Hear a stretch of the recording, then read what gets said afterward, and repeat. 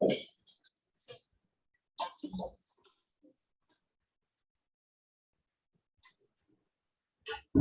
सभी का स्वागत है हमारे आज के सृजन भाई संध्या गुप्ता के इस कार्यक्रम में। आज हम फादर्स डे के उपलक्ष्य में आप सभी को मिलवाने जा रहे हैं संध्या जी और उनके पिता और उनके पुत्र से, यानी कि तीनों पीढ़ियां एक साथ।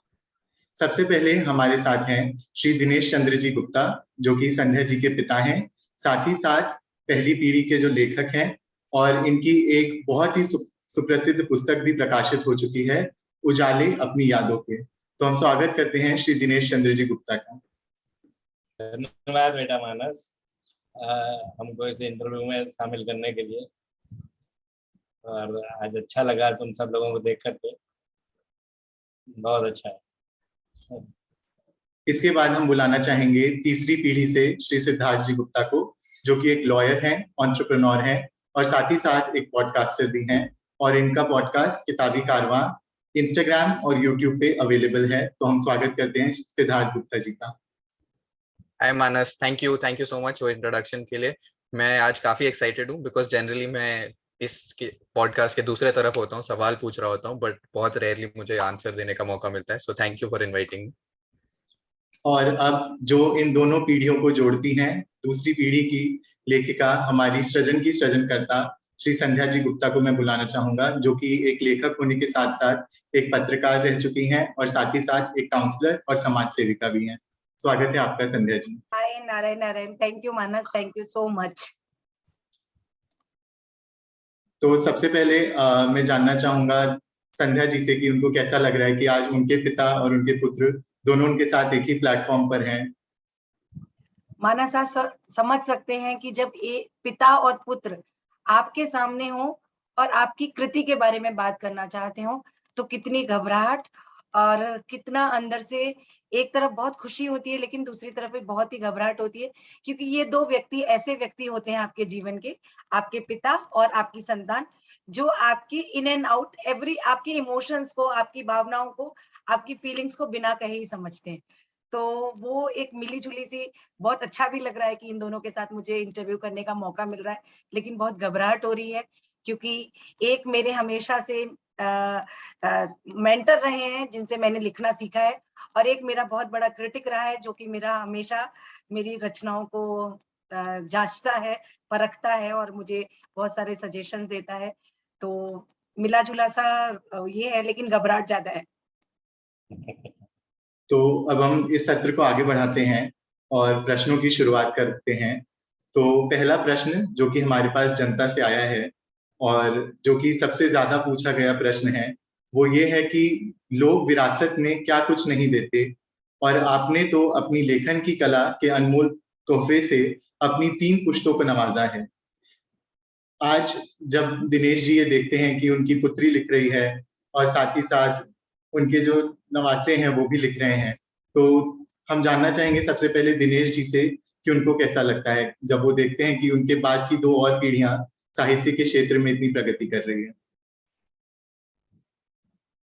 ऐसा है मानस,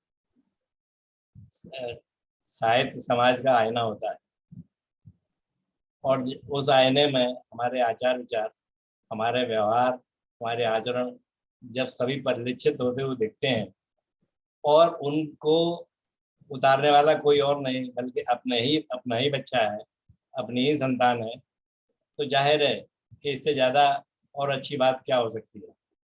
ये मुझे जानकर बहुत अच्छा लगता है कि मैं तो जो भी लिख सका मैंने वो लिखा, लेकिन संध्या ने उस काम को, उस क्षेत्र को और आगे बढ़ाया और एक ऊंचाई पर ले जाने की कोशिश की और कर रही है। और वही बात सिद्धार्थ के साथ भी है।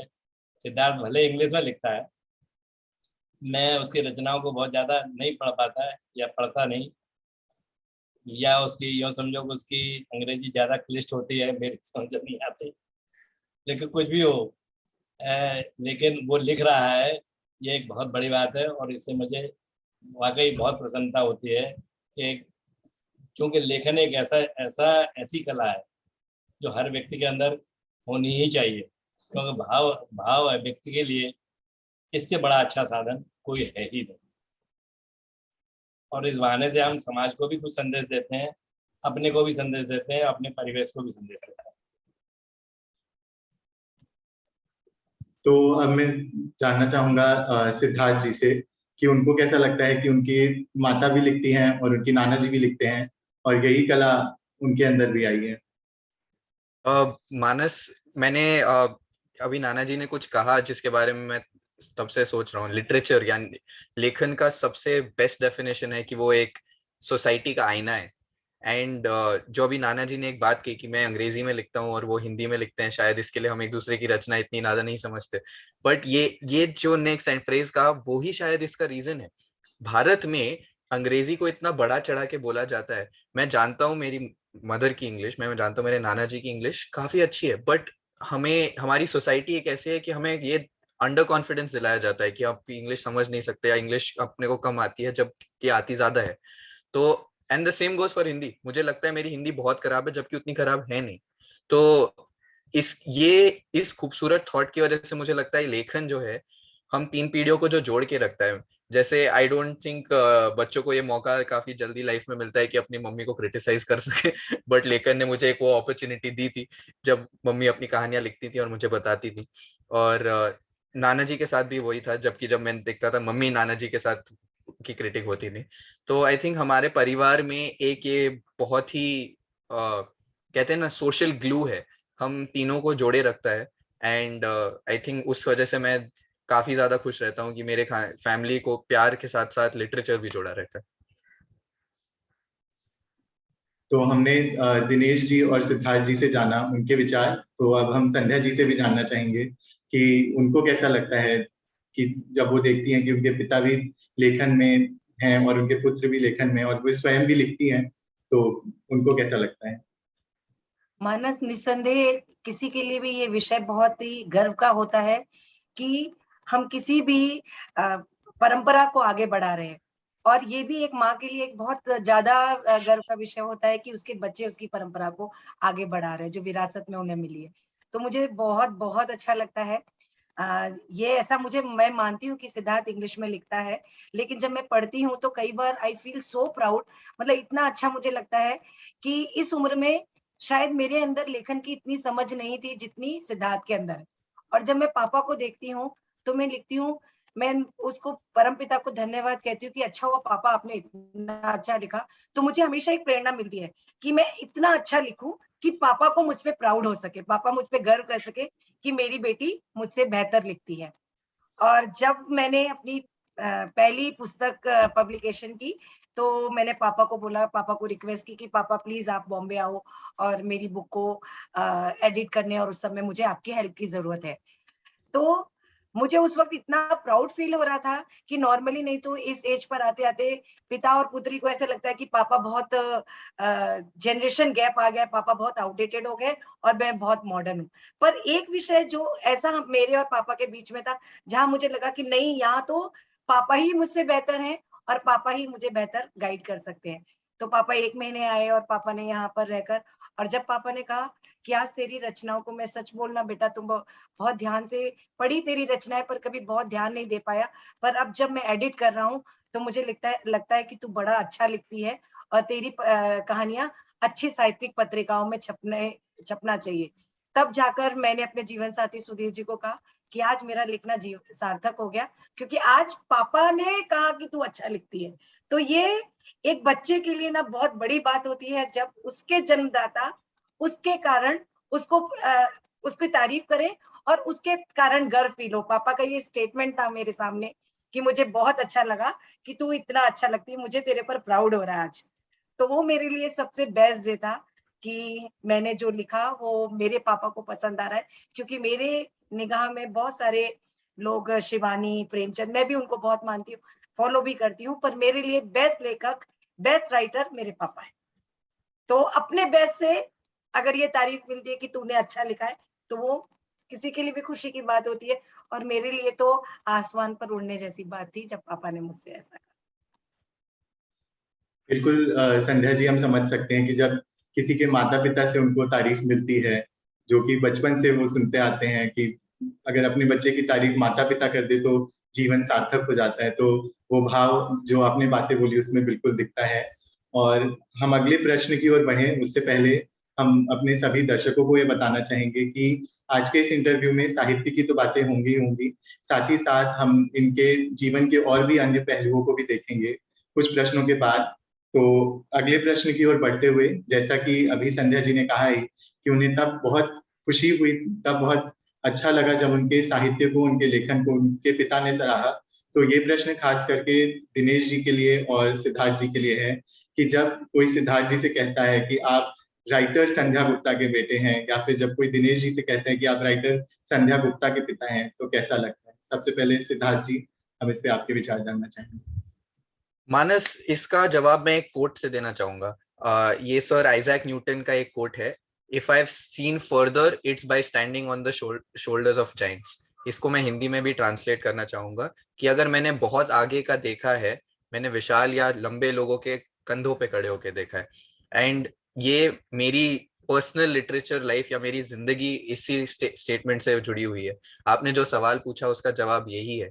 जब मेरे को कोई ये बोलता है कि आप राइटर संध्या गुप्ता के बेटे हैं, मुझे वो एहसास होता है जो लेगेसी मैं कैरी कर रहा हूँ, जो लेगेसी को मैं रिप्रेजेंट कर रहा हूँ, कि मैं सिर्फ सिद्धार्थ गुप्ता एक इंडिविजुअल इंसान नहीं हूँ, मैं एक एक बहुत बड़ी लेखिका, उनसे भी बड़े एक मेरे नाना जी जो लेखक हैं, उनकी लेगेसी को कैरी फॉरवर्ड कर रहा हूँ। और मेरे जो भी काम है, जो मम्मी कहती हैं कि she feels proud when she looks at my work, कि उनको उस उम्र पे शायद लेखन की इतनी नॉलेज नहीं थी, is where sir Isaac Newton comes in. कि मैं जो आज अचीव कर पा रहा हूँ वो इसके लिए है क्योंकि मेरे पीछे ये दो जाइंट्स खड़े हैं जिनके शोल्डर पे खड़े होकर मैं आगे देख पा रहा हूँ। तो मुझे तो बहुत गर्व महसूस होता है जब मेरे को कोई ये बोलता है। And I think that is the identity I would like to wear for the rest of my life, that I am always known as the writer Sandhya Gupta's son. और दिनेश जी, हम इस पे आपके भी विचार जानना चाहेंगे। देखिए, एक स्टेज होती है जब संतान अपने पिता के नाम से जानी जाती है, लेकिन जब संतान अपने कार्यकारी जीवन में आ जाती है और जब वो खुद कुछ करने लायक हो जाती है, और अगर वो कुछ ऐसा कर दिखाती है कि जिससे उसका तो नाम हो ही, तो जाहिर है अगर उसका नाम होगा तो उसके पिता का नाम उसके साथ जुड़ जाना स्वाभाविक है। और जिस पिता के नाम के साथ में पुत्र का नाम या पुत्री का नाम जुड़ गया, तो ये उसके लिए उससे ज्यादा गौरव के क्षण नहीं हो सकते। चाहे उसने अपने जीवन में, पिता ने अपने जीवन में कितनी उपलब्धियां प्राप्त की हैं, लेकिन उसकी संतान की जो उपलब्धियां हैं वो उससे कहीं ज्यादा बड़ी होती हैं, वो उसके कोई तुलना हो ही नहीं सकती। तो जितना गर्व आदमी अपनी उपलब्धियों पर नहीं महसूस कर सकता, जितना अपने बच्चों की उपलब्धियों पर महसूस कर सकता है। और इसीलिए ये मेरे लिए बहुत ही गर्व की और प्रसन्नता की बात है कि मैं ऐसे बच्चों का पिता हूँ या नाना हूँ कि जो मुझसे कहीं कहीं ज़्यादा अच्छा लिखते हैं और जिनकी वजह से मुझे भी पहचान मिली है। अगर मुझे ये जाना जाता है कि ये संध्या गुप्ता के पिता हैं, तो मुझको उस समय बहुत वाकई ऐसा लगता है जैसे मैं एक बहुत बड़ा आदमी, पहले से भी बड़ा आदमी हो गया हूँ। मानस, मैं आपको धन्यवाद कहना चाहूंगी क्योंकि हर बच्चा अपने पिता के मुख से ऐसी बातें सुनना चाहता है, पर हम डे टू डे जीवन में हमारे पास मतलब हम ऐसी फॉर्मेलिटीज में जीते नहीं है, तो पिता अपने बच्चों से ये बात नहीं कह पाते। पर आपको थैंक यू कि आपने ये इंटरव्यू प्लान किया, तो मैं अपने पापा के मुंह से वो सारी बातें सुन सकी जो मैं सुनना चाहती थी हमेशा से। Thank you Manas, thank you so much. धन्यवाद। बिल्कुल संध्या जी, आपकी चेहरे की जो भाव है, जो भावुकता है, उससे झलक रहा है कि आपको कितनी खुशी हो रही है। साथ ही साथ दिनेश जी और सिद्धार्थ जी दोनों के चेहरों से भी पता चल रहा है कि कितना गर्व और कितनी खुशी महसूस होती है दोनों को। तो आगे बढ़ते हुए जो प्रश्न है वो संध्या जी जैसा लेखन करती हैं उसके प्रति एक क्रिटिक के रूप में भी देखा जा सकता है उस प्रश्न को, कि काफी लोग कहते हैं कि संध्या जी बहुत ही ऑप्टिमिस्टिक यानी कि बहुत ही सकारात्मकता से भरे लेख लिखती हैं और बहुत लोगों का ये भी कहना होता है पढ़कर कि शायद इनमें जो सच्चाई है वो नहीं दिखाई देती है, बहुत ज्यादा ही सकारात्मक विचारों से भरे लेख हैं। तो सबसे पहले हम संध्या जी से ही जानना चाहेंगे कि उनका क्या कहना है उनके लेखन शैली पर, कि वो ऐसा क्यों लिखती हैं और उसके पीछे का कारण क्या है। आपने जो मानस कहा वो बिल्कुल सही कहा कि लोगों को, बहुत सारे लोगों को लगता होगा कि जीवन ऐसा नहीं है जैसा संध्या गुप्ता दिखाती है। मैं मानती हूँ कि जीवन वैसा नहीं है जैसा मैं दिखाती हूँ, पर जीवन ऐसा बनाया जा सकता है, ये मेरा विश्वास है। तो मैं एक ऐसे संसार की रचना करना चाहती हूँ। मैं चाहती हूँ मैं एक ऐसे संसार की रचना करने की भागीदार बनूं अपनी रचनाओं के माध्यम से, जैसा संसार होना चाहिए, जहाँ आदर हो, प्यार हो, मान हो, एक दूसरे की परवाह हो, एक दूसरे के संबंध इतने घनिष्ठ हो, जहाँ कहने की आवश्यकता ना पड़े कि मुझे आपकी जरूरत है, और बिना कहे ही आपके लिए आपका परिवार, आपके मित्र, आपके दोस्त मौजूद हो। मैं एक ऐसी दुनिया की और ऐसी दुनिया में मैं जीती हूँ। मैं ऐसी दुनिया में जीती हूँ, तो इसके लिए मैं चाहती हूँ कि मेरे आसपास की दुनिया, ये पूरी दुनिया ऐसी बन जाए। तो मेरा जो लेखन का मोटो है, मैं चाहती हूँ कि ये पूरी दुनिया ऐसी हो, प्यार से भरी हुई, परवाह से भरी हुई, जहाँ एक दूसरे, लोग बोलते हैं ना धरती पे स्वर्ग, मैं चाहती हूँ कि ना वो धरती पे स्वर्ग लोग जाने के बाद स्वर्ग ना देखे, स्वर्ग में रहते हुए स्वर्ग जाए। तो वो वैसी दुनिया की रचना करने की मेरा मकसद है। इसके लिए मैं वैसी कहानियां लिखती हूँ जहां पर चाहती हूँ कि शायद पढ़कर लोग मोटिवेट हो। और मेरे पास जब मुझे किसी का फोन आता है, किसी प्रशंसक का, और वो कहता है कि मेरे जीवन में कुछ कुछ ऐसा चल रहा था, पर मैंने आपकी ये कहानी पढ़ी और मैं बड़ा उत्साहित हो गया जीवन को लेकर। अभी थोड़े दिन पहले ही मेरे पास ग्वालियर से एक प्रिंसिपल है, उनका फोन आया और उन्होंने कहा कि मुझे बड़ा गर्व हो रहा है ये सोचकर कि आप जैसी लेखिका भी आज के जमाने में है, जो कि जीवन को एक नए आयाम पर ले जा सकती हैं। तो एक डिग्री कॉलेज के प्रिंसिपल, रिटायर्ड प्रिंसिपल का ये कहना मेरे लिए मेरे लेखन का सबसे बड़ा उपहार था। और उस दिन मैं बहुत ही खुश हुई कि मैं, लोग क्रिटिक है मेरे, मैं मानती हूँ कि उन्हें सार्थक लेखन शायद, लेकिन कहीं ना कहीं उनको उस लेखन से प्रेरणा मिलती है, ये वो जरूर मानते हैं कि हाँ, ये आप सही कह रहे हो कि इससे ना ये चीज सीखने में मिली, ये चीज सोचने के लिए मैं विवश हुआ कि दुनिया ऐसी भी हो सकती है, और मैंने ये फॉलो किया। तो बस मेरा मकसद वही है कि मैं एक ऐसी दुनिया, मेरी रचनाओं के माध्यम से एक ऐसी दुनिया बन सके जहाँ लोग प्यार, आदर, सम्मान से रहें, जहाँ रिश्तों में इतनी घनिष्ठता हो कि जहाँ इंसान ये कहे कि मैं जब भी जन्मूं तो इन्हीं रिश्तों में जन्मूं। जैसे मैं कहती हूँ, मैं जब जब इस दुनिया में आऊं, तो जिस दुनिया में मैं जी रही हूँ, मेरे वही परिवार, मेरे वही मित्र और मेरा वही पूरा सर्कल हो, जिस सर्कल के साथ मैं जी रही हूँ। एक एक व्यक्ति मेरे लिए बहुत इंपॉर्टेंट है, और हर किसी के चेहरे पर मुस्कान, हर किसी के घर में ये प्यार का भाव मेरे कारण से अगर इतना सा भी आता है तो मेरा लेखन सार्थक है। तो अब हम जानना चाहेंगे दिनेश जी से कि उनके संध्या जी के लेखन पे क्या विचार हैं। देखो मानस, सकारात्मकता एक ऐसा गुण है जो अगर हमने जीवन में अपना लिया तो हम शायद किसी भी क्षेत्र में विफल हो ही नहीं सकते। और ये सच है, संध्या अपने लेखन में सकारात्मक को ही ज्यादा तवज्जो देती है, उसी पर ज्यादा ध्यान देती है। तो ये उसका एक स्वाभाविक गुण है, जिसकी वजह से उसे वो वही लिखती है जो उसके अंदर है। तो सकारात्मकता लिखने में ये सही है, कहानी तो कहानी है आखिरकार, और उसमें नाटकीयता लाने के लिए कभी कभी कुछ चीजें ऐसी भी लगती हैं जो ऐसा लगता है कि वो वास्तविक नहीं है। लेकिन कहानी का एक तारतम्य बनाए रखने के लिए कहानी में एक अपना पठन योग्य बनाए रखने के लिए ये सब चीज़ों को जोड़ना जरूरी होता है। इसलिए इसमें कुछ भी अलग अजूबा नहीं है, तो उसमें कहीं कहीं थोड़ी ऐसी बात होती है जो वास्तविकता से थोड़ी परे होती है।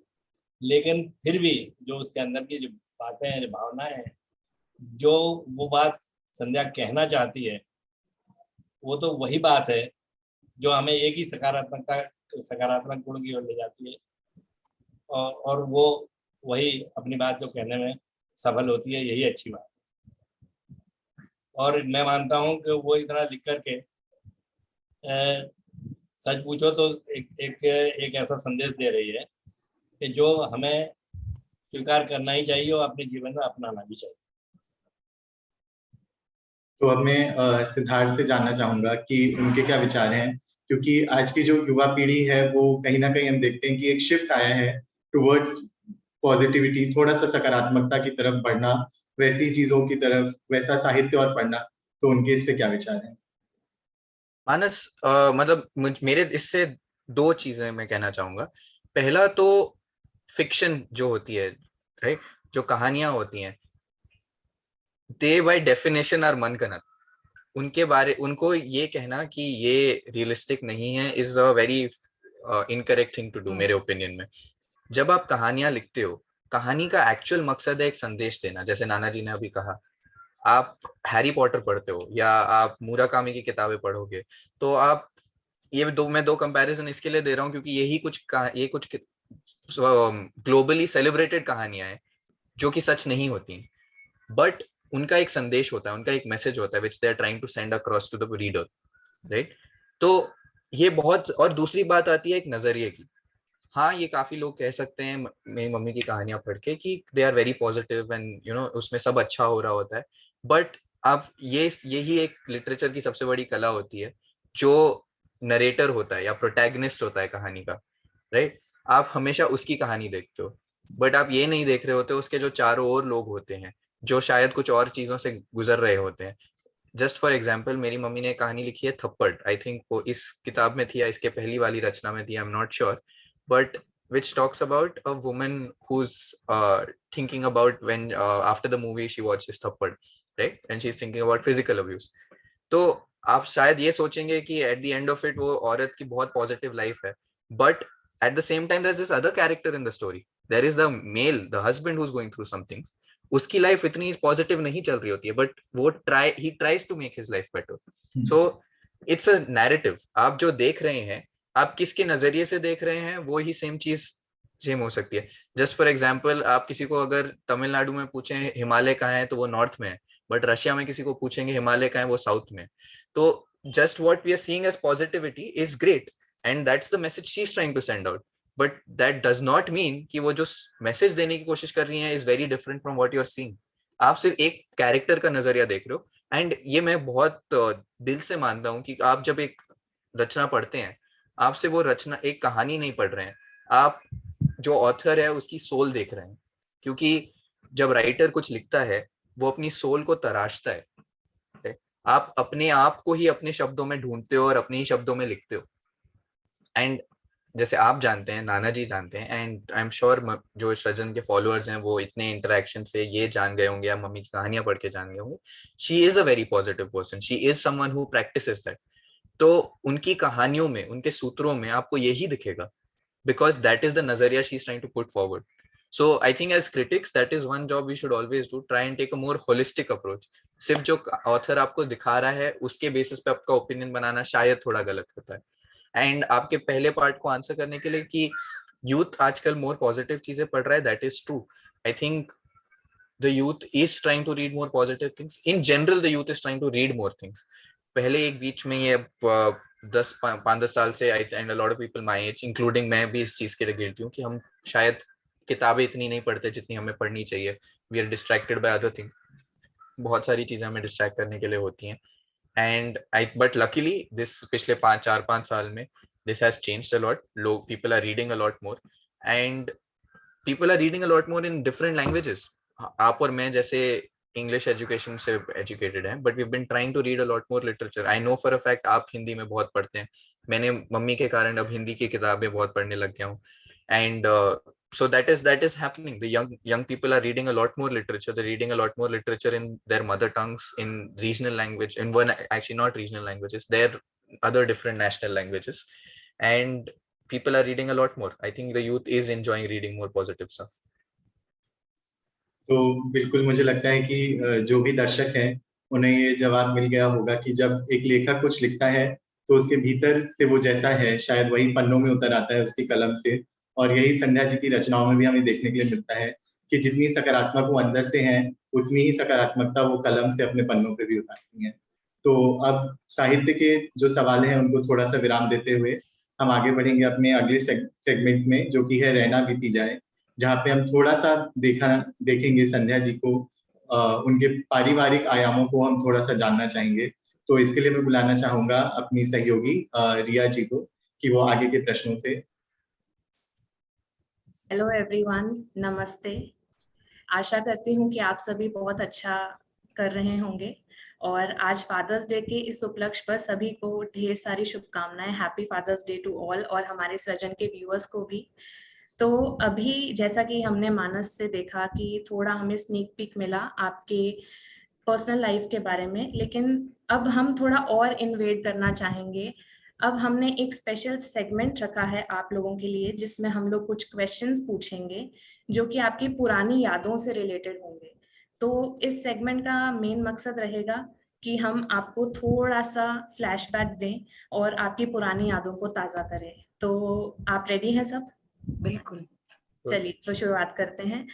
तो मेरा सबसे पहला क्वेश्चन रहेगा सिद्धार्थ जी से कि एक एडवाइस जो आप अपने आप को देना चाहेंगे आज से 10 साल पहले वाले सिद्धार्थ को। Be kind, I think. और ये मैं सिर्फ अपने 10 साल पुराने वाले सिद्धार्थ को नहीं, मैं जिंदगी में सबको यही एडवाइस दूंगा। And not be, and when I say be kind, मतलब I don't mean it to others only but to yourself also. I think all of us are, हम सेल्फ क्रिटिकल बहुत होते हैं ह्यूमन बींग्स बाय डेफिनेशन। आप कुछ कार्य जैसे ही कार्य करते हैं, सेल्फ डाउट, सेल्फ क्रिटिसिज्म या किसी और, हमेशा कुछ भी करने के पहले एक बार बस आराम से be kind to the person you are talking to और the person you are with, and that makes life the best. तो संध्या जी, आपके क्या विचार हैं इस पे? आप ये जानना चाहती कि मैं अपने को क्या एडवाइस करना चाहती हूँ? आज से 10 साल पहले 10 जो साल संध्या पहले। जी थी उनको आप क्या एडवाइस देना चाहेंगे? आज से 10 साल पहले की संध्या को सिर्फ मैं ये एडवाइस करना चाहती हूँ कि जिस तरह से मैं आज जी रही हूँ, काश कि आज से 10 साल पहले भी मैं इसी एटीट्यूड से जी रही होती। तो जो मेरे पापा का सपना है कि मैं बहुत बड़ी लेखिका होती, बड़े प्लेटफॉर्म पर पहुंच जाती, विश्व प्रसिद्ध हो जाती, तो अब तक शायद मैं विश्व प्रसिद्ध हो चुकी होती, अगर मैंने वो एटीट्यूड लाइफ में कि जो आपके मन में आया आप तुरंत कर डालो।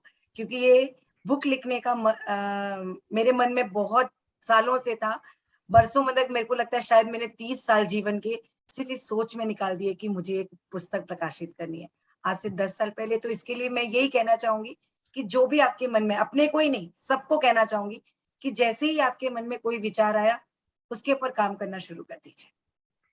बहुत बढ़िया। दिनेश जी, आप क्या सोचते हैं इस बारे में? क्या एडवाइस देंगे आप अपने आप को? देखो, अतीत यानी पास्ट जी, हमारे जीवन के बड़े महत्वपूर्ण अंग होते हैं। और बहुत सी बातें जब हम अपने पास्ट के बारे में सोचते हैं तो कई बार ऐसा लगता है कि काश हमने जो आज हम कर रहे हैं हमने 10 साल पहले किया होता या 20 साल पहले किया होता तो शायद आज कुछ और ही स्थिति होती। लेकिन फिर भी ऐसा होता है कि समय बड़ा बलवान होता है। कई बार हम बहुत कुछ चाहते हुए भी उस काम को तब नहीं कर पाते जब हमें करना चाहिए, और तब कर पाते हैं जबकि हमें सोचते सोचते बहुत समय निकल चुका होता है और फिर ये होता है कि नहीं, अब तो इसे करना ही है। जैसे मैं अपना एक उदाहरण दूं, मैंने ये अपने ये जो पुस्तक लिखी, इस पुस्तक को लिखने का विचार मैं उसको लिखने से कम 20 साल पहले से कर रहा था, और इसके लिए मैं जरूरी नोट्स भी टाइम टू टाइम अपनी एक नोटबुक में लिखता जाता था। और ये मैंने सोचा था कि मैं रिटायरमेंट के तुरंत बाद सबसे पहला काम यही करूँगा। लेकिन कुछ ऐसा हुआ, कुछ लापरवाही, कुछ वातावरण, कुछ परिस्थितियाँ बहुत सारी कुछ ऐसी बनती गई, काम नहीं हुआ तो नहीं हुआ। हालांकि मन में ललक हमेशा ही रहती थी ये काम मुझे करना ही है, और करना था ये तो तय था, लेकिन कब होगा ये तय नहीं था। लेकिन वो बात वो है जैसे संतान के बारे में जब बात आती है तो ये बात होते होते जब एक दिन मेरी जब संध्या से बात हो रही थी, हालांकि फोन पर ही बात हो रही थी, तो आप यकीन मानिए जिस बात को मैं इतने बरसों से सोच रहा। संध्या से उस समय बात हुई, 15 मिनट बात हुई है, 20 मिनट बात हुई, आधा घंटा, कभी हम दोनों माँ बेटे में जब बात होती कई बार घंटों भी होती। तो उस संवाद में इस मेरी बेटी ने मेरे अंदर वो जुनून भर दिया कि मैंने फोन काटने के तुरंत बाद सबसे पहला जो काम शुरू किया वो किताब का ही शुरू किया। और यकीन मानो वो उससे प्रेरणा जो मिली और उससे जो मेरी धारा चली वो 15 दिन बराबर चलती रही। मैंने दिन नहीं देखा, रात नहीं देखा, और जब तक मैंने वो किताब का निपटा नहीं लिया, 15 दिन किताब लिखी, जब तक मैंने निपटा नहीं लिया तब तक मैं बैठा नहीं। रात में भी 3-3 बजे तक सो रहा हूँ, नहीं जग रहा हूँ, लिख रहा हूँ। दिन में भी बस मैंने एक जगह बना ली कि वहाँ बैठना और लिखना, और मैं पेंसिल और कागज लेकर, पेंसिल से लिखा नहीं, और कागज लेकर के कागज पलटता गया। तो कई अब अगर हम उससे पहले की 10 साल की बात की, आपसे अगर हम और 10 साल पहले की सोचें तो यही लगता है कि वो काम शायद हमने समय पे किया होता तो होता, लेकिन शायद ऐसा क्षण नहीं आता जब एक बाप बेटे के बीच में ऐसा संवाद होता कि जिससे कि उसको ये प्राउड फील होता कि भाई अरे वाह, उसने तो मेरे लिए ऐसा काम कर दिया कि जो मैं 10 साल सोचता था नहीं हुआ, लेकिन उसकी कोई शब्दों नहीं मेरे अंदर वो भावना भरती कि मैंने वो काम को कर दिया। तो ये होता है। तो अतीत को देखना हमेशा अच्छा होता है, अतीत से हम हमेशा सीखते हैं और सीखना भी चाहिए, लेकिन जीना हमें हमेशा वर्तमान में ही चाहिए।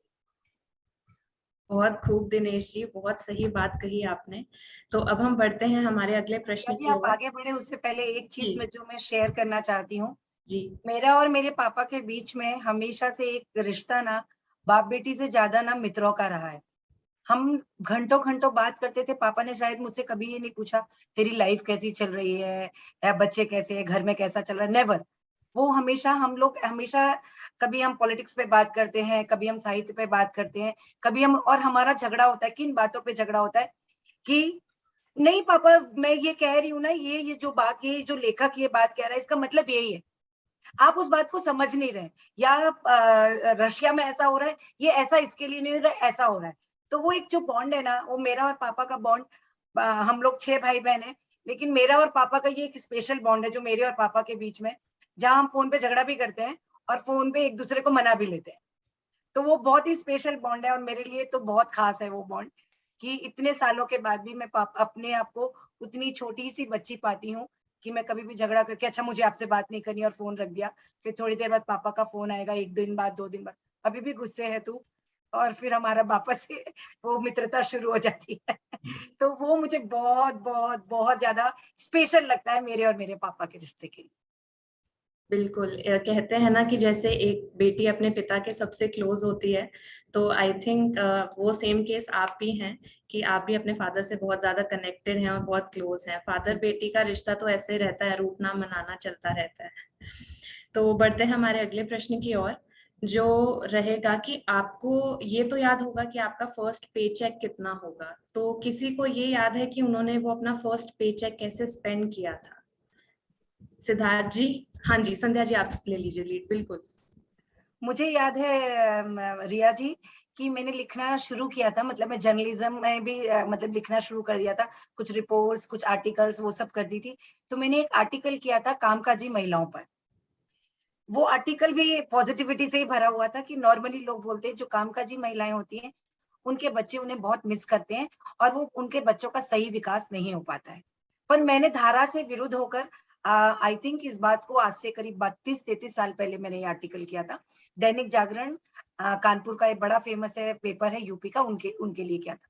तो उसमें मैंने उन बच्चों के लिए, बहुत सारे बच्चे थे, हर उम्र के बच्चे थे, छोटे बच्चों से लेकर बड़े बच्चों तक, उनका एक आर्टिकल किया था, उनका एक इंटरव्यू किया था, जिसमें बच्चों ने ये बताया था कि दे फील बहुत प्राउड अपनी माँ के ऊपर, और उनकी माँ के कारण ही वो इतना अच्छा जीवन जी पा रहे हैं और उनकी माँ ने उनको पर्याप्त समय दिया है, पर्याप्त संस्कार दिए हैं।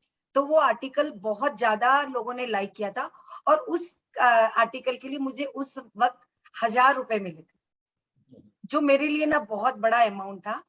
और उसी के बाद पापा का 50वां बर्थडे आया था, जन्मदिन आया था पापा का, और उस पापा को उस पापा के 50वें जन्मदिन पर वो जो 1000 रुपए थे वो हम सब बहन भाइयों की तरफ से उसमें कुछ कुछ हमारी पॉकेट मनी और इंक्लूड करके हमने पापा को गिफ्ट की थी, क्योंकि हम मेरे सभी बहन भाई कुछ कुछ ऐसे चीजें किया करते थे। तो वो सब चीजें हमने, तो वो चीज मुझे आज भी इतना अच्छा, इतना सुकून देता है, इतना अच्छा लगता है कि कितना अच्छा काम किया था ना, खुद को अच्छा प्राउड फील होता है कि मैंने वो पे चेक अपना वो पापा को दिया था। पे चेक नहीं था, वो कैश मिला था मुझे उस वक्त। सो वो मेरी बहुत ही अच्छी मेमोरी है जो मैं हमेशा जब भी मेरे चेहरे पे हमेशा मुस्कान ले आती है और मुझे बड़ा अच्छा लगता है उसके बारे में सोच के। बहुत खूबसूरत। दिनेश जी, आप बताना चाहेंगे? मैं ये बताना चाहूंगा कि मैंने लिखना शुरू कैसे किया। मैं 7th क्लास में रहा हूँगा,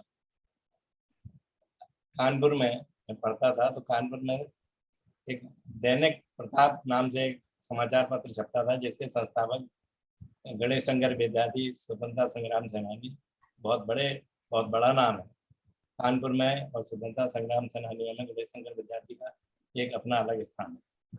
वो अखबार था, वो उन्हीं के द्वारा चलाया जाता था, और उन्हीं के उस अखबार में सप्ताह में एक दिन एक उसमें बाल स्तंभ भी निकला करता था।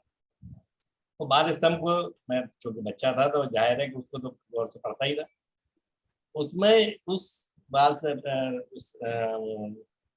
उसमें एक स्तंभ में उस दिन एक पहेली निकली, और उस पहेली का संपादक ने पूछा कि इस पहेली का जो भी लोग जवाब देंगे उनका नाम अखबार में छापा जाए। उस पहेली को पढ़ करके मुझे लगा अरे इसका तो आंसर नहीं आता। मैंने तुरंत एक पोस्ट कार्ड लिया, वो पोस्ट कार्ड पर वो लिख करके मैंने अपने हिसाब से उसको भेज दिया।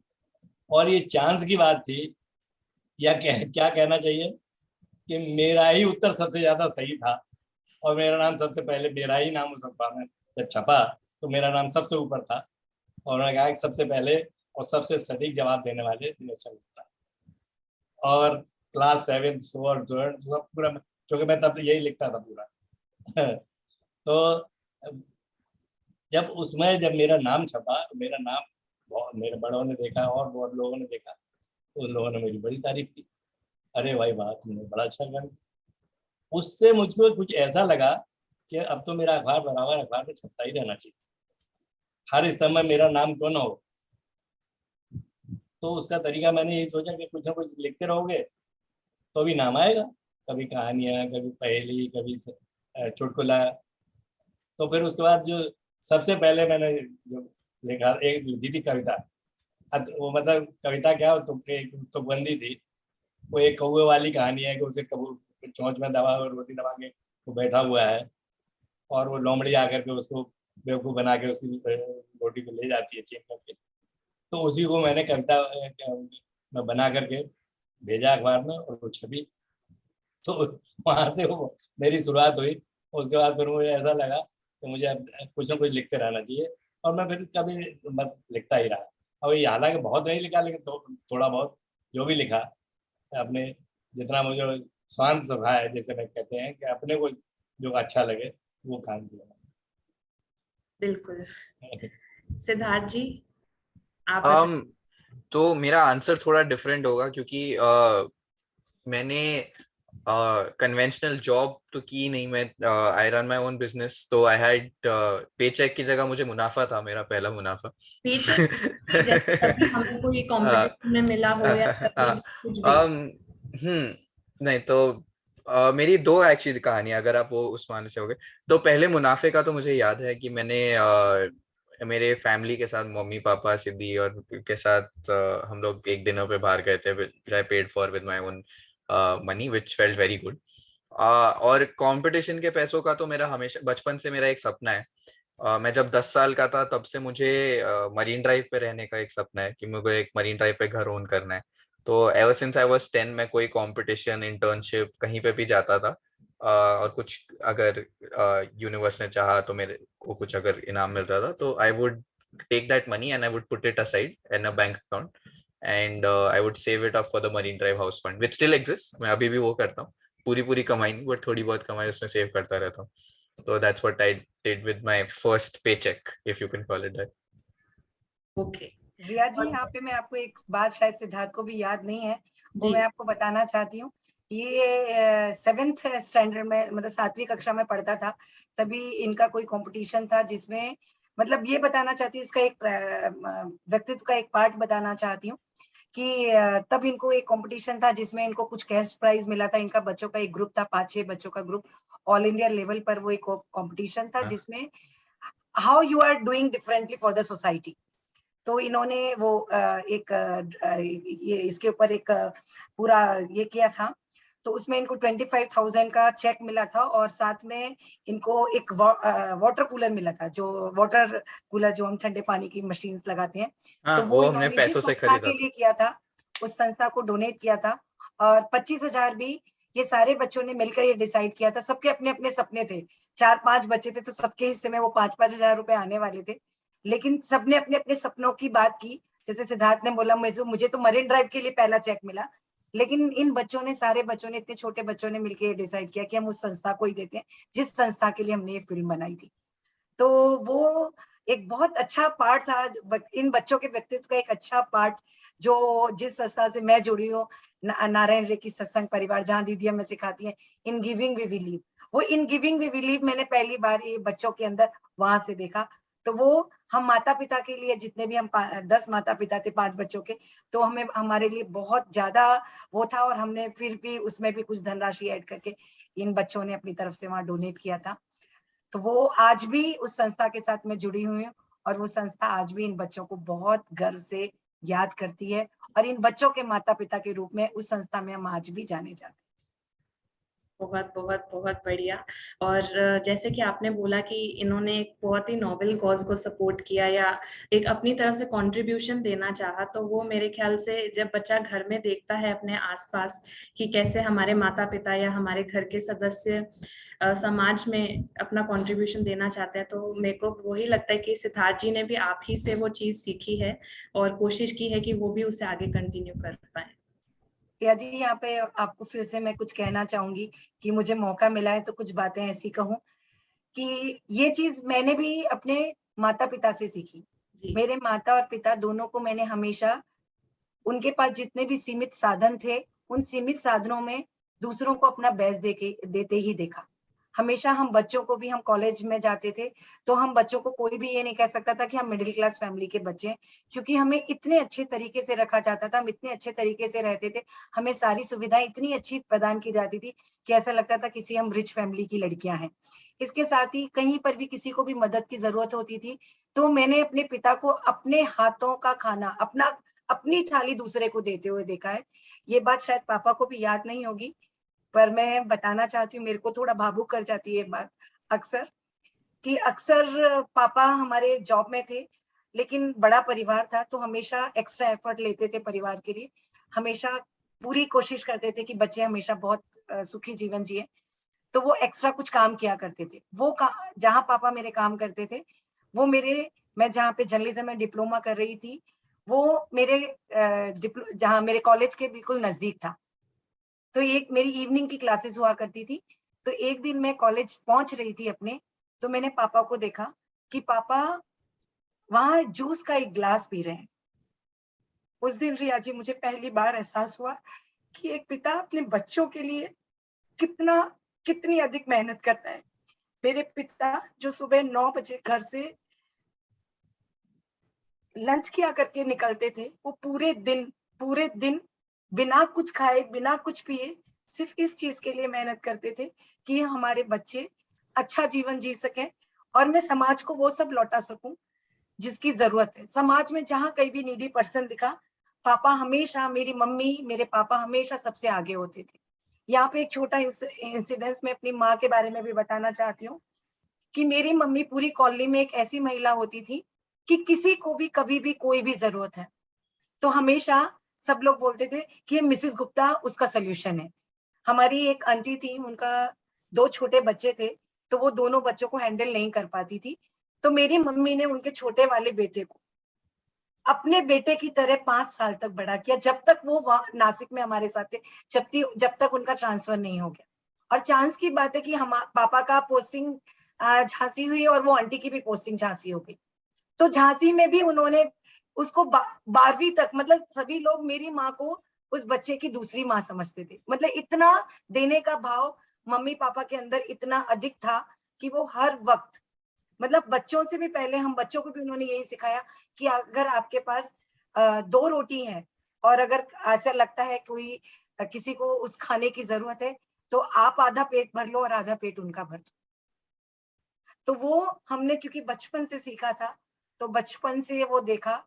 और मैं इसके लिए पूरी तरीके से मतलब अपने माता पिता को नमन करती हूँ, स्पेशली अपने पिता को, क्योंकि जो हार्ड वर्क मैंने अपने पिता को करते देखा, मतलब मैं चाहती हूँ कि परम पिता हर किसी पिता को इतना सक्षम बनाए कि उसको अपने बच्चों के लिए मेहनत करनी पड़े, पर उतनी मेहनत ना करनी पड़े जो मेरे पिता को करनी पड़ी, क्योंकि वो बच्चों को नहीं लाइफ लॉन्ग मेहनत हमेशा ये लगता है मेहनत कि सबको मेरे करनी पिता को चाहिए, बहुत मेहनत करनी पड़ी हमारे लिए, और वो, अपने बच्चों का पर मैं भविष्य उसका बनाने के लिए। प्रतिसाद देखती हूँ कि आज मेरे पिता शायद ये गर्व से कह सकते हैं कि वो दुनिया के सबसे सुखी व्यक्ति हैं, क्योंकि मेरे भाई, मेरी भाभी, उनके सारे बच्चे बहुत बहुत बहुत अच्छी जगह तरीके से सेटल है। और शायद उन्होंने सबको ये इन गिविंग वी बिलीव वाला भाव दिया है, और सभी बच्चे उनकी इस विचारधारा पर जीते हैं और इसीलिए बहुत बहुत अच्छा जीवन व्यतीत करते हैं। थैंक यू पापा। मैं आपको कितना धन्यवाद कहूँ कि आपने मुझे जीवन का एक वो सूत्र दिया है जिस सूत्र के कारण मैं इतने अच्छे संस्थान से जुड़ सकी हूँ। आपका यही भाव था और दीदी का भी यही भाव था, इसीलिए मैं राजदीदी के संस्थान से जुड़कर इतना अधिक काम कर पा रही। लव यू पापा। चलिए इस धन्यवाद के साथ अब हम आगे बढ़ते हैं। तो अगला प्रश्न मेरा आप सभी से ये रहेगा कि अगर आप अपनी राइटिंग से किसी एक सामाजिक इशू पर बदलाव ला सकते या कोई चेंज ला सकते अपनी राइटिंग के थ्रू, तो वो कौन सा एक विषय होगा जो आप चुनना चाहेंगे? तो सिद्धार्थ जी, आपसे शुरुआत करते हैं। मतलब honestly मैं out of the three मैं am the least qualified to answer this because I don't write that often anymore, although I want to. But अगर मुझे एक issue choose करने को मिलता, I would really want to write a lot about caste problems that exists in India and how there is this great social divide that exists कि किसी की जाति की वजह से उनकी जिंदगी में वो जो जिस टाइप ऑफ जिंदगी में पैदा होते हैं, शायद वो एक उसके आगे actually the other way of looking at it is जिस टाइप ऑफ जिंदगी में मैं पैदा हुआ हूँ और उस प्रिविलेज को एक्नॉलेज करना एंड अंडरस्टैंड करना कि शायद हर इंसान उस प्रिविलेज के साथ पैदा नहीं होता और हमारी अनफॉर्चुनेटली सोसाइटी ऐसे स्ट्रक्चर्ड है कि वो प्रिविलेज को रिकग्नाइज नहीं कर पाता और उन्हें वो अपॉर्चुनिटी नहीं मिलती। मैं शायद अपने लेखन से अगर इस के बारे में कुछ कर पाऊं या कुछ इस पे लाइट डाल सकूं तो I would consider myself as a successful author. Okay, Dinesh आप कुछ कहना चाहेंगे? मैं कहना चाहूंगा कि मैं कुछ और लिखूं या कुछ और करूं तो ये चाहूंगा कि समाज में छोटे और बड़े का भेदभाव कभी ना, किसी को भी छोटा ना समझा जाए और कोई भी अपने को बड़ा ना समझे, इतना बड़ा ना समझे कि उसे छोटे तुच्छ नजर आए। तो ये सामाजिक समरसता का भाव अगर हमेशा जागृत हो और ये उसको फॉलो कर सके तो शायद हमारे जीवन में बहुत बड़े बदलाव आ सकते हैं, हमारे समाज में बहुत बड़े बदलाव आ सकते हैं। इसके अलावा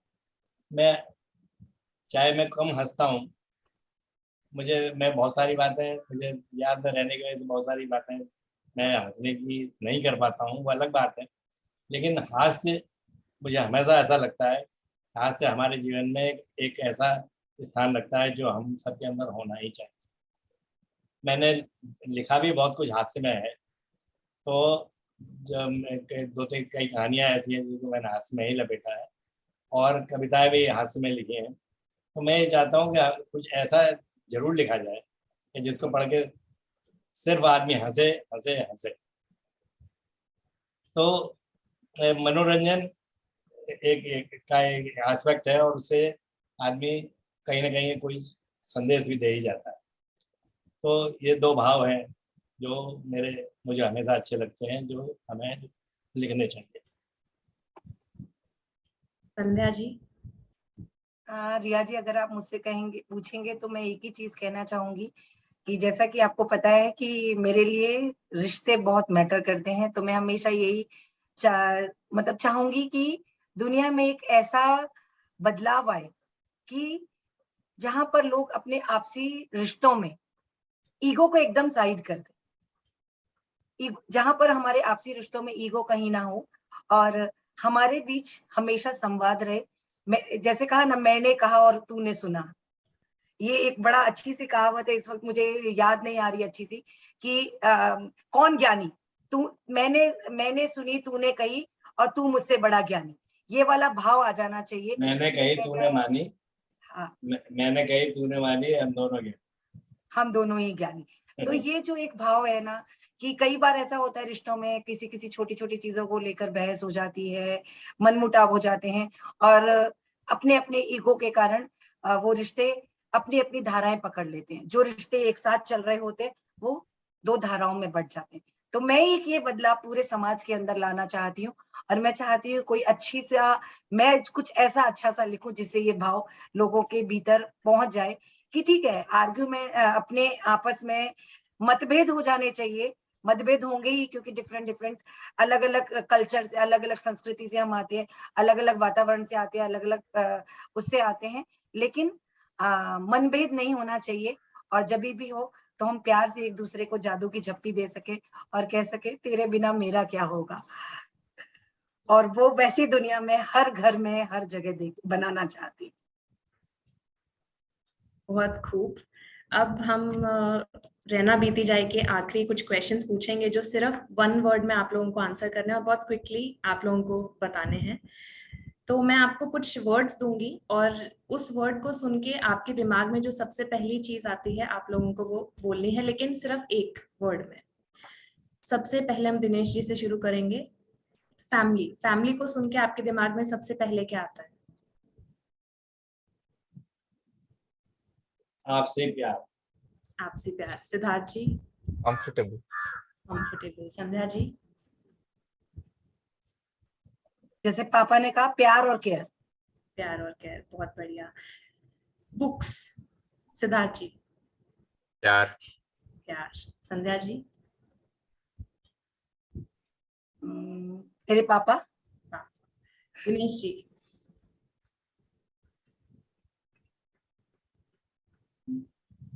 प्रेमचंद। प्रेमचंद जी, बहुत बढ़िया। Holiday. Sandhya ji. Politics. Holiday, छुट्टियां। छुट्टियां। Switzerland. Switzerland. Siddharth ji. Summer vacations. Summer vacation. Dinesh ji. कोई पहाड़ी स्थान, कोई या प्राकृतिक सौंदर्य। खाना। सिद्धार्थ जी। पिज्जा। दिनेश जी। ऊर्जा खाना। खाना जी। पौष्टिक और सुपाच्य। संध्या जी। मेरे मम्मी के हाथ की लड्डू और मछली। वाह। चाइल्डहुड। दिनेश जी। बचपन। बचपन तो मैंने खूब देखा है, चाहे मैंने अपने बचपन को, मुझे अपने बचपन याद ना हो, लेकिन बच्चों के बचपन को देख करके मैं जितना खुश हो रहा हूँ, जितना बचपन मैंने देखा है, शायद मैं उतना बहुत अपने को बहुत भाग्यशाली मानता हूँ। संध्या जी। बेफिक्र। सिद्धार्थ जी। बदमाशी। Okay. Nickname. Sandhya ji. Sandy. Dinesh ji.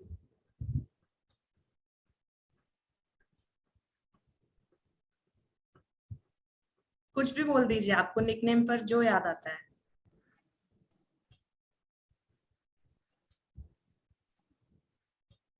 आपका ही बता दीजिए, हम लोगों को जानने का मौका मिल जाएगा। तो मुझे वो सब याद नहीं आ रहा है, जिसे मैं बहुत दोहराता हूँ, लेकिन अभी याद नहीं आ रहा है। मुझे याद है, मैं बता दूं, जी। हाँ बता दो।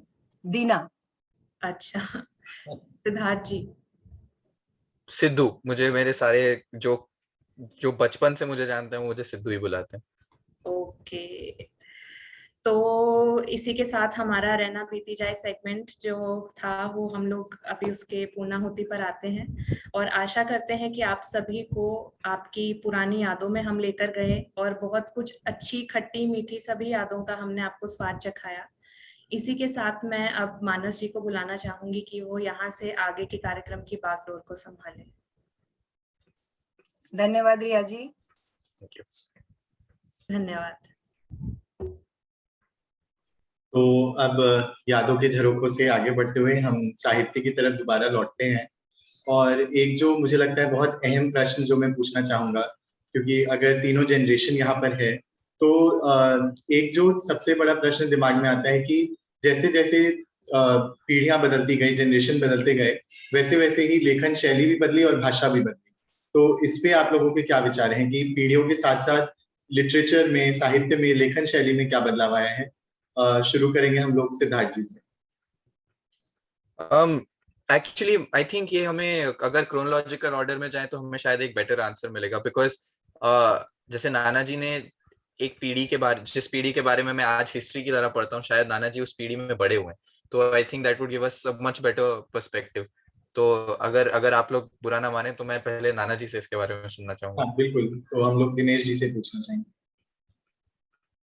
देखिए, समय के हिसाब से भाषा और शैली जरूर बदलती है, क्योंकि हमारे परिवेश बदल जाते हैं, हमारे सोच विचार बदल जाते हैं, और बहुत सी जो पुरानी बातें हैं कभी हम उन्हें छोड़ने लग जाते हैं और नई बातें को अडॉप्ट करने लग जाते हैं।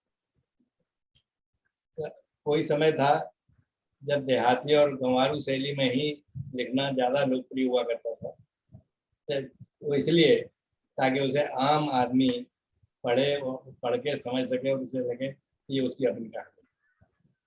समय बदला, साहित्यिकता बढ़ी, कई तमाम अच्छे अच्छे लेखक पैदा हुए जिन्होंने लेखन शैली में, हिंदी भाषा में खासतौर से बहुत अच्छा लिखा और साहित्य को बहुत समृद्ध किया। अब धीरे धीरे धीरे धीरे वो समय बदला, और अब जैसा कि संध्या की कहानियों में देखा जा सकता है कि शैली, भाषा शैली में वो बात नहीं है जो आज से 50 साल 30 साल पहले थी।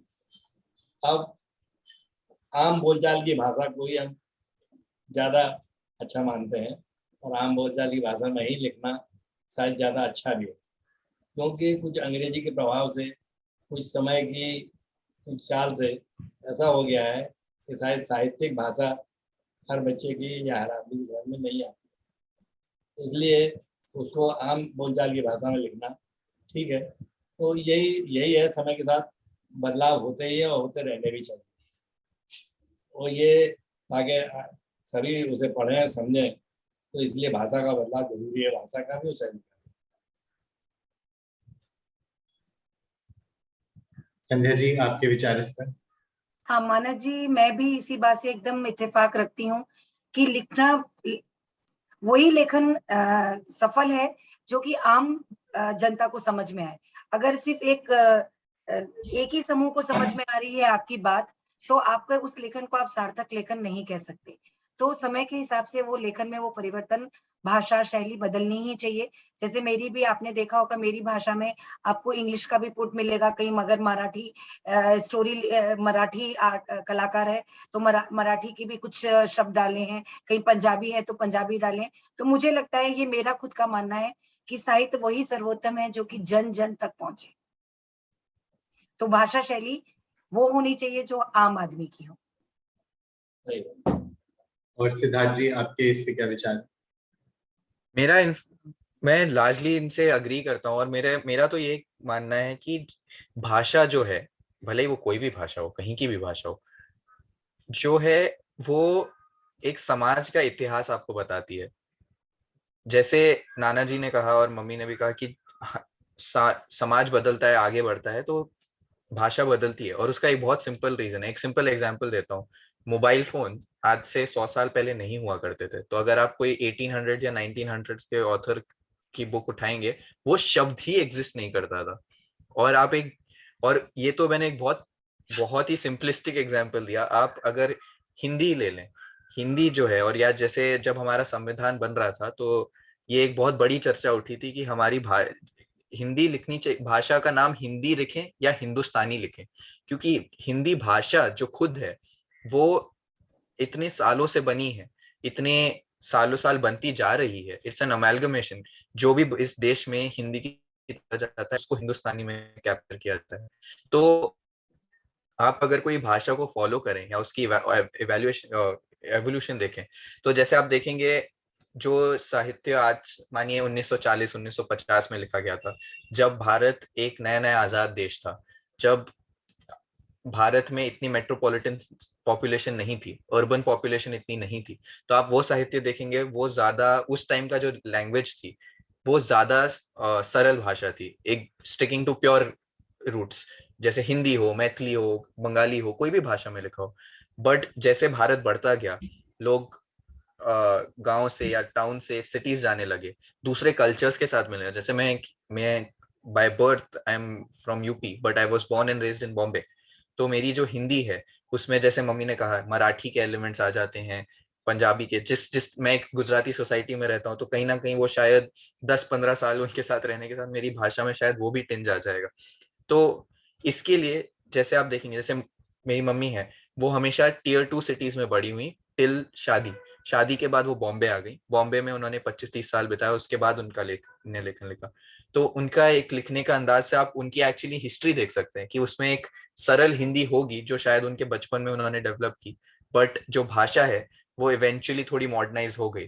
और आप जैसे मेरे बोलने के तरीके से देख रहे होंगे कि मैं स्ट्रगल करता हूँ कि प्योर हिंदी के शब्द कैसे यूज करूं, बट अगर मैं इंग्लिश में बात करूं तो मैं बहुत ही स्मूथली बात कर पाता हूँ, क्योंकि मैं अपना मैसेज पोर्ट्रे कर पा रहा हूँ, क्योंकि मैं उस एनवायरनमेंट में बड़ा हूँ।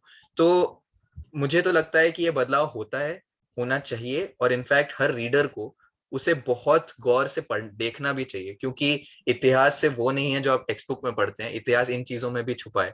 आप एक देश को बदलना सिर्फ एक 3 पीढ़ियों की किताबों में देख सकते हैं। बिल्कुल। तो मुझे लगता है कि जैसा आप तीनों ने ही यहाँ पे उत्तर दिया कि आप तीनों ही अलग अलग पीढ़ियों में अलग अलग तरीके से साहित्य के क्षेत्र में अपना अपना योगदान देते आए हैं, अपना कंट्रीब्यूशन देते आए हैं। किसी ने अपनी पहली पुस्तक से दिया, किसी ने उसे विरासत में अपनी अगली पीढ़ी को दिया, पॉडकास्ट के थ्रू दे रहे हैं। तो किसी ना किसी रूप में आप लोगों ने जो लिटरेचर है, जो साहित्य है, उसको और एनरिच किया है, उसमें अपना योगदान दिया है।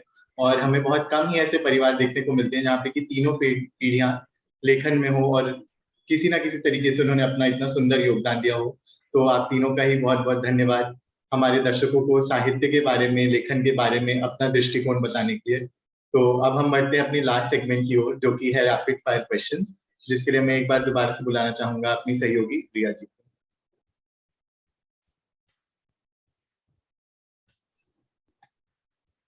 धन्यवाद मानस, बहुत खूबसूरती से आज आपने इस कार्यक्रम को संभाला है, आई मस्ट से दैट।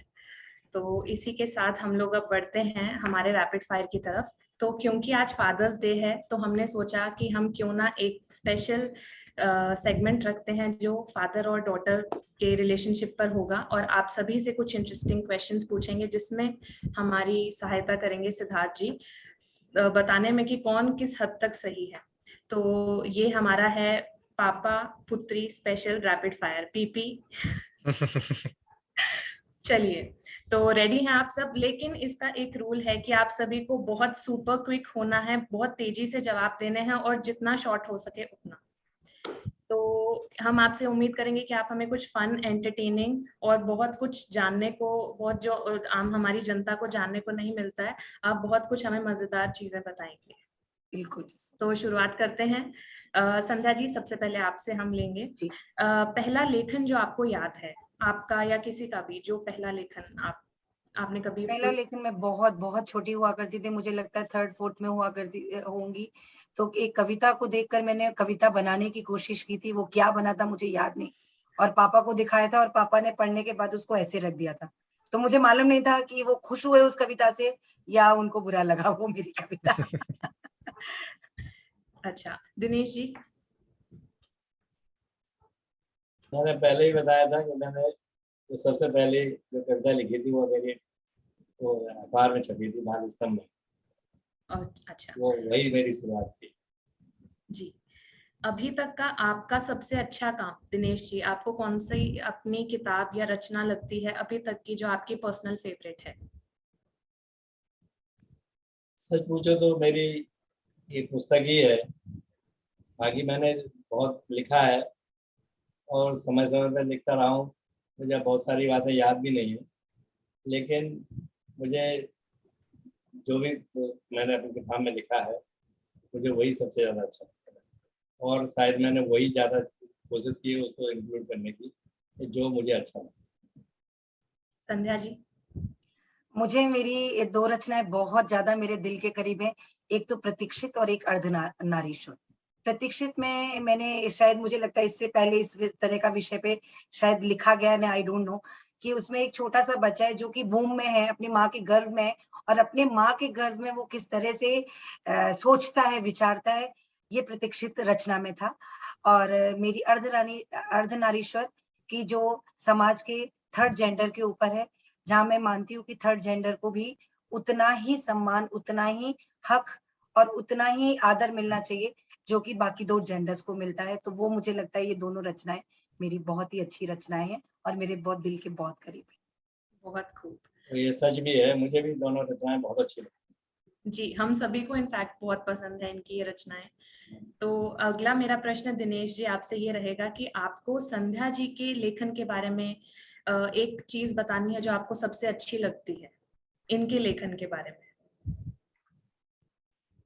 हैं। इनके लेखन में जो मानवीय भावनाओं का जो प्रस्तुतिकरण होता है वो बहुत ही सरल और ऐसे शब्दों में लिखा जाता है जिसे सुनकर के पढ़ करके ऐसा लगता है कि जैसे ये अपने ही हमारे ही विचार है, जैसे ये हमारी ही कहानी। तो ये एक बहुत अच्छी बात है कि इसके लेखन में एक ऐसा फुट मिलता है जिससे जो प्रभाव छोड़ने में बहुत जल्दी ज़्यादा समर्थ होता है। संध्या जी, आपको अपने पिता के लेखन के बारे में सबसे अच्छी चीज क्या लगती है? कि उन्होंने आम आदमी की कहानी को बहुत खास बना दिया अपने लेखन से। बहुत खूब, सीधा सरल। अब आपके लिए दिनेश जी अगला प्रश्न कि संध्या जी के लेखन के बारे में आपको क्या वो चीज लगती है जहां आपको लगता है कि शायद वो और बेहतर कर सकती हैं?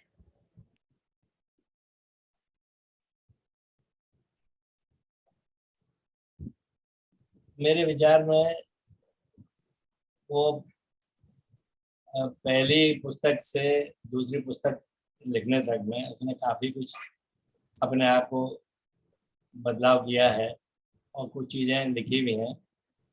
और अब जो कहना चाहिए विकास की प्रक्रिया तो निरंतर होती है। अब कोई खास बात इस मामले में कह पाना थोड़ा मुश्किल है, लेकिन जो भी परिवर्तन होंगे समय के अनुसार वो मुझे लगता है अपने आप ही आ जाएंगे। उन्हें बताने की या जताने की जरूरत ज़्यादा है। संध्या जी, आपको अपने पिता के लेखन के बारे में ऐसी क्या चीज लगी जो शायद उन्होंने पहले नहीं यूज की और अभी आज के समय में वो बहुत रेलेवेंट होगी? मुझे लगता है कि पापा ने जो अपनी पहली किताब लिखी, वो किताब पापा ने बहुत ही आम आदमी को ध्यान में रखकर लिखी और मुझे लगता है कि आम आदमी का जो जीवन होता है, वो वही व्यक्ति लिखता है जिसने अपना जीवन खास होते हुए भी आम आदमी की तरह निकाला। तो मुझे लगता है पापा को एक खास आदमी इंसान बनकर एक आम आदमी की कहानी को लिखने का सिलसिला जारी रखना चाहिए। बहुत खूब। अब दिनेश जी, मेरा आपसे एक सवाल रहेगा कि बतौर लेखक आपकी एक मंशा रही होगी कि शायद मुझे उस लेखक के साथ काम करने को मिलता, या अभी भी अगर वो है तो मैं उनके साथ काम कर पाऊं। तो आपके लिए एक प्रेरणा का स्रोत है वो कौन से लेखक रहे और जिनके साथ आप काम करना चाहते हैं वो कौन से लेखक हैं? किसी भी समय के हो सकते हैं, आज, पहले, कभी भी। ये सबसे अच्छे लेखक हमेशा से प्रेमचंद लगेगा। प्रेमचंद की कहानियाँ और उपन्यास मुझे हमेशा से प्रभावित करते रहे हैं। और हालांकि जिस कॉलेज में पढ़ा हूँ उस कॉलेज में वो कभी अध्यापक रहे थे, लेकिन मेरे से बहुत पहले समय में वो कभी रहे थे। तो मुझे लगता है अगर शायद मुझे उनका सानिध्य मिला होता तो मेरा लेखन भी शायद कुछ और अलग होता और मैंने बहुत कुछ उससे सीखा होता। संध्या जी आप। रिया जी, काश काश काश काश मैं उस टाइम में होती जब शिवानी जी थी। काश कि मैं शिवानी जी मेरा हाथ पकड़ती, काश कि मैं शिवानी जी के साथ जी सकती। मेरी दिली तमन्ना, और मैं चाहूंगी कि ईश्वर ने अगर दोबारा जन्म दिया तो जिस जन्म में वो शिवानी जी को जन्म दे रहे उस जन्म में वो मुझे भी जन्म दे। बहुत बहुत खूब। और इसी के साथ हमारा रैपिड फायर सेगमेंट भी कंप्लीट होता है और मैं आप सभी का तहे दिल से धन्यवाद देना चाहूंगी, दिनेश जी, सिद्धार्थ जी, संध्या जी, कि आप सभी ने अपने बिजी स्केड्यूल में से हमारे लिए समय निकाला और हमारे साथ इस फादर्स डे के ओकेजन पे आप आज आए और हमारे साथ सृजन के साथ सेलिब्रेट किया आप सभी ने। और हमने भी बहुत कुछ सीखा आज आप लोगों के थ्रू और बहुत कुछ जानने को भी मिला हमें संध्या जी के पर्सनल लाइफ के बारे में आप सभी से। और आशा करते हैं कि आप लोगों को भी उतना ही मजा आया होगा जितने हमें आया है। और अब मैं मानस को बोलूंगी कि मानस अब आप ले लीजिए बागडोर यहाँ से। तो जैसा कि रिया जी ने कहा कि आज जब तीनों पीढ़ियां यहाँ पर आई हैं फादर्स डे के लिए, तो सबसे पहले तो दिनेश जी को हम विश करना चाहेंगे फादर्स डे की ढेर सारी शुभकामनाएं। और हम ईश्वर से यही प्रार्थना करेंगे कि आपकी तीनों पीढ़ियों ने जिस तरह से अभी तक साहित्य में अपने योगदान दिए हैं, आगे भी उसी तरह देते रहें और इसे और सुंदर बनाते रहें। तो आप तीनों का ही बहुत बहुत धन्यवाद हमारे साथ जुड़ने के लिए और अपना कीमती वक्त हमें देने के लिए। मानस जी, रिया जी, आप दोनों को तहे दिल से धन्यवाद कि मुझे लगता है कि इससे अच्छा उपहार मैं अपने पिता को फादर्स डे पे दे ही नहीं सकती थी। सो आप दोनों का बहुत बहुत दिल से मैं धन्यवाद। मानता हूँ कि फादर्स डे को आज तुमने एक बिल्कुल स्पेशल डे बना दिया।